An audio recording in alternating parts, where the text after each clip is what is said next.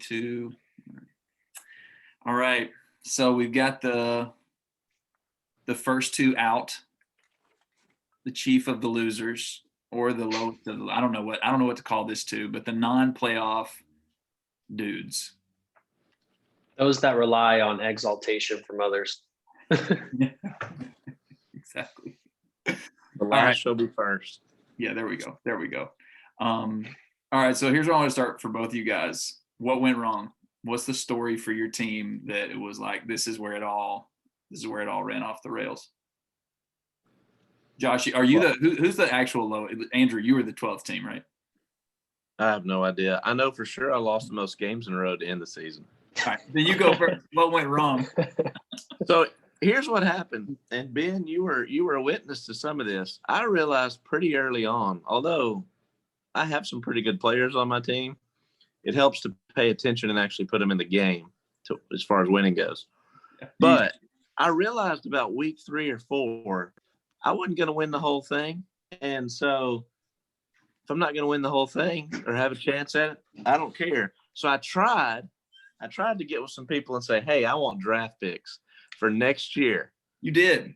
I asked you, I asked Blake, I asked whoever. I would text messages like every other week, people like, hey, what are going to be the rules about draft pick trading? I'm like, listen, we're going to have to cross that bridge when we come to it. Andrew hadn't really come to that bridge yet. So what happened with that? You never got a buyer. Well, Blake especially was thirsty for that. I got to say, not trying to call Blake out. So I think he would have done it, but he said he talked to you, and you said you weren't sure about people having multiple first-round picks. No, maybe I did. I don't know what I said. There were a lot of things said. Many things have been said. Yeah, but so that was going to be my strategy. Tank this year, true to NBA, tank this year, and try to get like 2 first rounds, 3 second rounds, and 5 fourth and fifth rounders. And I was going to be golden next year. How many? You're going to have like 20 picks? I'm actually sort of jealous that I didn't think of that. I would have been done after round 5. Okay. Oh, I got you. Yeah. Okay. So all 10 of your picks in the first 5 rounds. Yeah. So I would give LeBron and a 10th rounder for first round and a 5th round or something. Gotcha. All right. So general negligence. That's what I'm hearing was your downfall, pretty much. Josh, what happened? What happened with your season, man? Just weren't very good. I mean, there's a lot of excuses that I think everybody shares in, lots of injuries, random COVID absences, things like that, which I had my share of, just like most of us did. But I just think my team just didn't ever live up to the projections. I just had a lot of underperformers. And then, I had some players that came on late, started hitting what they should have been doing all season in the last few weeks. And so I got a couple wins there at the end, but just underperforming, man. On paper, when we started the season, of course, that's all it is paper. I projected to be a pretty strong team and, based on all the assumptions they make. But of course, you got to play the games. And my guys did not. I think Karl Anthony Towns, who was my keeper, has played like a quarter of the season. So that didn't help either. Yeah. I was looking at that. I was curious what you guys would say were like your most, because that is it, right? You have like 1 or 2 players that let you down like way too much. And Karl Anthony, you and I talked about it a couple of times. Karl Anthony was the biggest one. But I love how Andrew had the most true to NBA strategy of let's try to tank and trade. You had the most true to NBA post-game presser response. Coach, what happened? We just weren't good enough. We just couldn't score the ball. Yeah.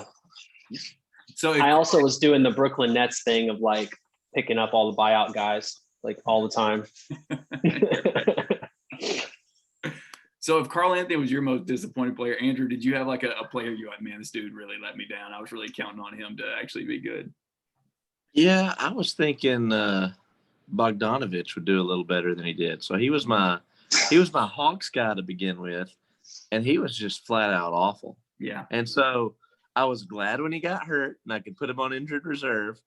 And then about that time, Cam Reddish became available, who was also hurt. And I thought, well, if I'm going to have an awful Hawks player on the bench, it might as well be somebody that's at least a little less awful. So, yeah, odds are get you every time. Okay, so here's what I want us to do next. You guys get the opportunity to do some roasting here. We've got our playoff dealio set. So I should just share the bracket so that you guys can see this. I didn't prep you guys at all, so I don't know if y'all even thought about this. But here we go. Let's go least intimidating of all the teams that are in the playoffs. You look at it, you're like, cake. I would be happy to play that team. I don't believe in them at all. So we did have a shakeup, pretty significant shakeup in the standings, honestly, right? Going into, because the last night I jotted this down to see what the standings were going into the playoffs versus what actually happened. So William was the 1 seed going into like Sunday night. He drops down to 3. Blake was the 2 seed and he dropped down to 5, which was a big drop. Legrone was 3. He goes up to 1. Merkel hung in there at 4. Broadwell jumped up to the 2 seed, if I'm not mistaken. Yeah, he's down there, Hawks. And then Grantham was the 6. He's at 7. I was at 7. I'm now at 6. And then Peralta Sanchez and Piero pretty much stay where they were. Anyway, so this is what we got now. We got obviously the 8-9 matchup between Bill and Carlos, which just feels so right that they're matched up in the first round. I love that. And then we've got Daniel, who was just, taking the league by storm at the beginning of the year, but just he's down here in the 7-10 matchup with Anthony trying to hang on. So anyway, who knows what will happen this first round? So you guys can project out past the first round. What are you thinking as you look at these teams as far as who you're like, overrated, let me play them, don't care about them, whatever? What are you thinking with the teams that you got left? My gut feeling on this is Anthony Piero has the worst team in the playoffs. Okay. Yeah, so Thanks. that should be if you just look at records, it's not like a surprise if you're just looking at win-loss columns. But when you look at his team, I was looking a little ahead. He has the same record I have. Him and Carlos, I think, both have the same record I have. I think they just advanced on like points for or something like that. Okay. And but when I look at his team, he doesn't have anybody putting up 50 points on average. His 2 best players, when I was looking at it, were Jason Tatum and Donovan Mitchell, who are good players, but they're putting 42 and 41. They're not even close to 50. And so I think you need players who are going to play at the end of the season, which he does have in those 2 guys.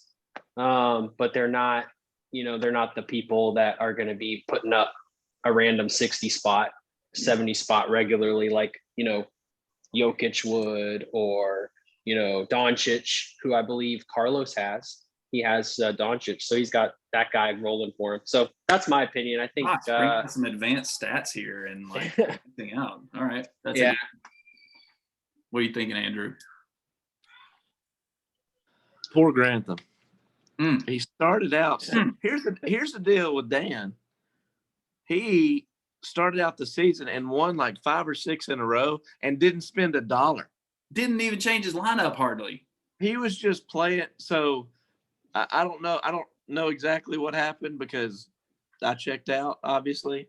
By the way, I've got 3 boys playing baseball and I'm head coaching 2 of those teams. You're in another fantasy sport right now.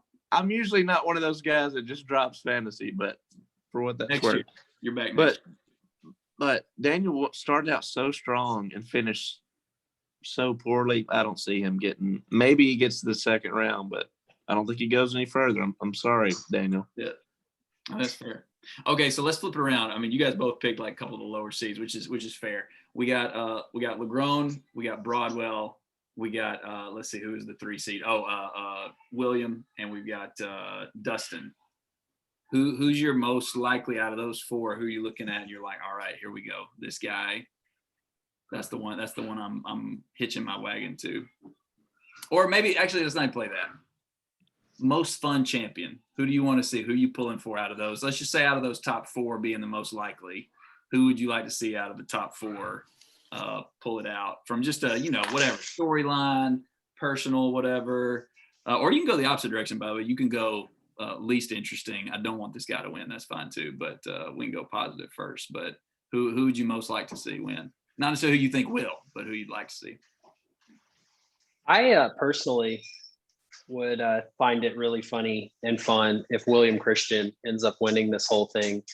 And my reason for this is, and I'll admit this, I gave him gave him a hard time for that trade early in the season. Many did. And right. And so, I'm willing to own up to that. And I'm willing to say that, like, because of the social reasons and the ramifications of everybody roasting him for trading, that it'd be hilarious if then he rides those players all the way to winning the whole thing. And then could come up with some sort of Zaza rule that really hoses the rest of us for mocking him. Surprise everybody. That's pretty good.